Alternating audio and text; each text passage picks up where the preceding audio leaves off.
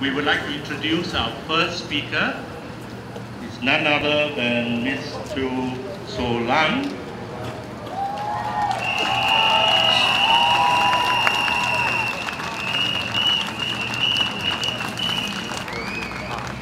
Soh Lung graduated from the then University of Singapore with a Bachelor of Laws degree in 1973 and served her pupillage under the late Mr. David Marshall. And in 1985, Soh Lung co-founded the Law Society Criminal Aid Scheme, which offers free legal assistance from criminal cases to the poor and needy members of the public. She also chaired a subcommittee under the Law Society which reviewed the Legal Profession Amendment Bill, and shortly after that she was summoned to appear before a parliamentary select committee and was vigorously questioned by the then Prime Minister Lee Kuan Yew. Soh Lung steadfastly defended her stand and the Law Society. She was subsequently elected as a member of the Council of the Law Society. Some months later, in 1987, she was arrested, unfortunately, imprisoned without trial. Under the Internal Security Act, she was finally released in June 1990 as a free citizen. I will give you Ms. Teo Soh Lung.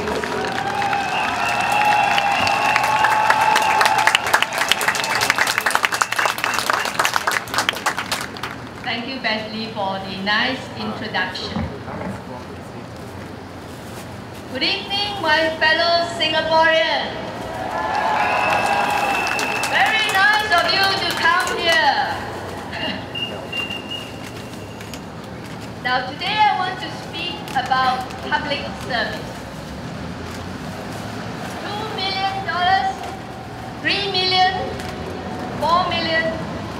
How much more do we have to pay before we can get good leaders?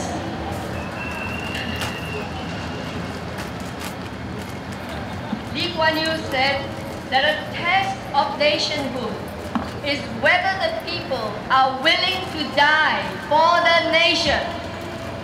Government ministers are not willing to serve the people if they are not paid millions.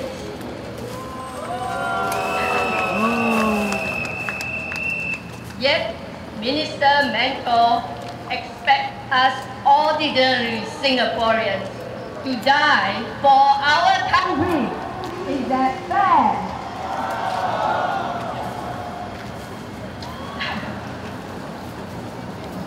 In the recent Japan nuclear disaster, technicians, firemen at the damaged Fukushima nuclear plant worked tirelessly and courageously to prevent a nuclear meltdown, knowing that they were continually exposed to high levels of radiation. The Fukushima 50, as these heroic workers have come to be known, risked their lives in order to save the lives of their compatriots.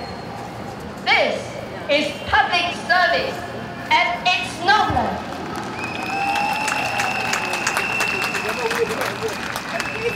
Not the PhD ministers who have to be persuaded to serve with a 7-digit annual income that an average Singaporean like you and me would need 2 or 3 lifetimes to earn. This is no longer an issue of dollars and cents. This is an issue of morality. It is also a national issue, and we, as citizens, must have a say. Don't you agree?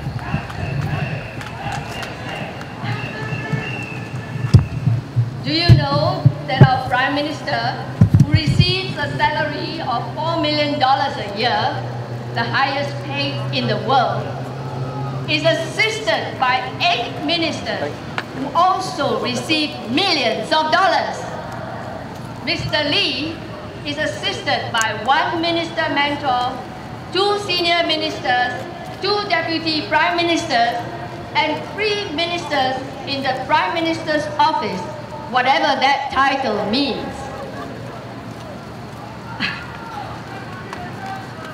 I think it is a great insult to the Prime Minister, who graduated with double first from the University of Cambridge, to be surrounded by so many ministers. How does he make decisions for our country? Does he take a vote amongst the 8 ministers, or does someone have the veto power? I don't know. I don't know. Do you know?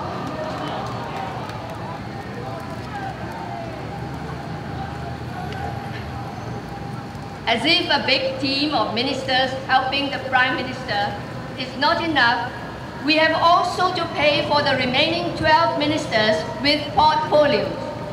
Dear voters, we pay $2 to $4 million a year to each of these ministers. And what do we get?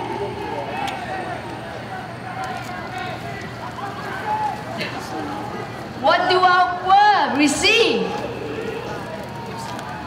Nothing. While our ministers bring home millions of dollars a year, plus 8 months bonus, in 2007, Minister for Community Development, Youth and Sport, Dr. Vivian Balakrishnan,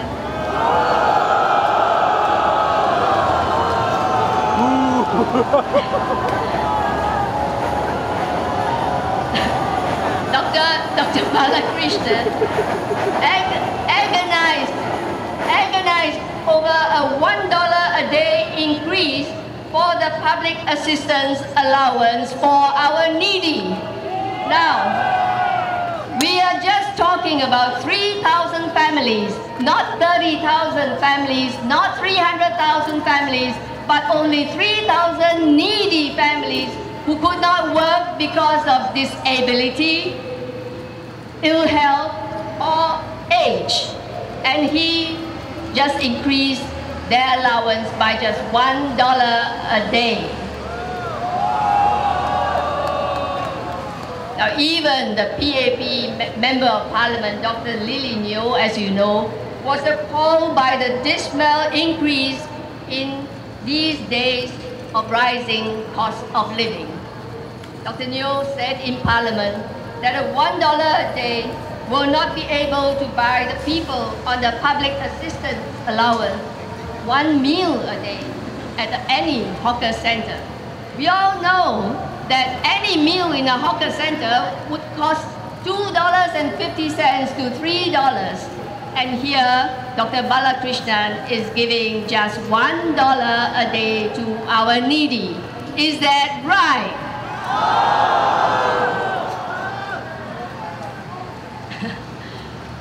Now, Dr. Neo went on to say that the public assistance needy used up $100 to pay for their rental and their power supply and service and conservancy, leaving them only $5 a day to live on. We know this is certainly very difficult to live, don't you? To that, Dr. Balakrishnan reported, "How much do you want? Do you want 3 meals in a hawker center, food court, or restaurant?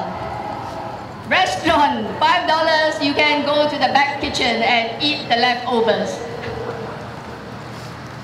Now I say to Dr. Balakrishnan,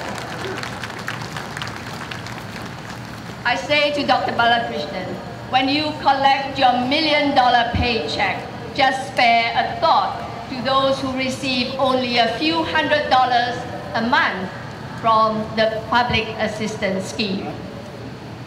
Since I'm on the subject of the minister's salary, I should also talk about MP's allowance. Sadly, the money culture runs thick through our public service. Many of the PAP MPs have full-time jobs and they serve their constituents in a part-time fashion. They attend parliamentary sittings occasionally. One wonders how the interests of their constituents could be served when they spend at least 8 hours a day, 5 days in a week in the jobs that they are doing. Now, even the most energetic MP would not have the energy to serve their constituents once a week. Don't you agree? Meet the people sessions, it can be quite tiring. They can be working till midnight, right? Yeah. The SDP have made 10 promises to all our voters, and you can read them in the pamphlet, the SDP Promise. Among these promises, elected MPs will donate 50% of our allowance to our party to improve the service to the constituents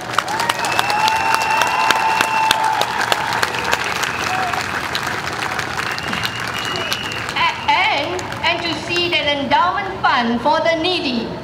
So this is a lot of money from us, right? We will run town councils with the constituents. We will personally attend at weekly Meet the People sessions.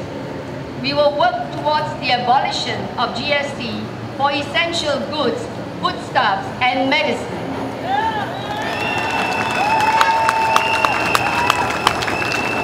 We will introduce minimum wage laws. We will work towards the reduction of class size from 40 to 20 in our schools. You know, when I was at school 50 years ago, the class size was 40. Today, it is still 40 or more. Now, are we living in the first world? Developing world, I think. We may not have the same public spiritedness of the Fukushima 50, who put the safety of their country above their own individual lives. But we, the people of Singapore, must give a clear message to the PAP that we will not succumb to that carrot and stick.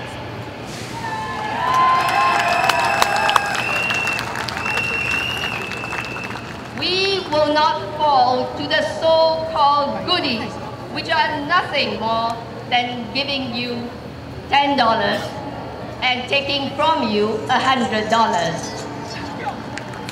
As one taxi man told me, the PAP gives you an egg and then it takes away a matured hen.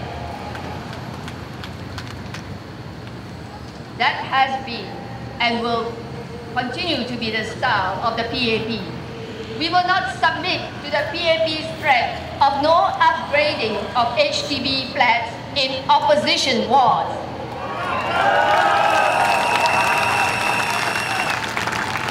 How dare they threaten us with our money?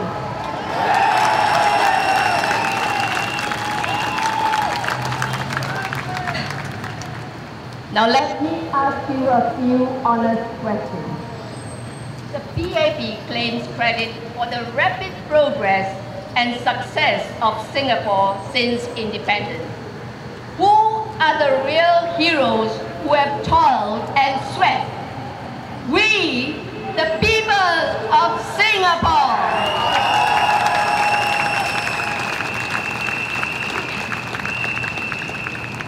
The prices of food, transportation, medical services, housing are going up and up. Who are the most affected? We, the people of Singapore. The PAP ministers are the highest paid ministers in the world, getting millions a year. Who are paying them? We, the people of Singapore.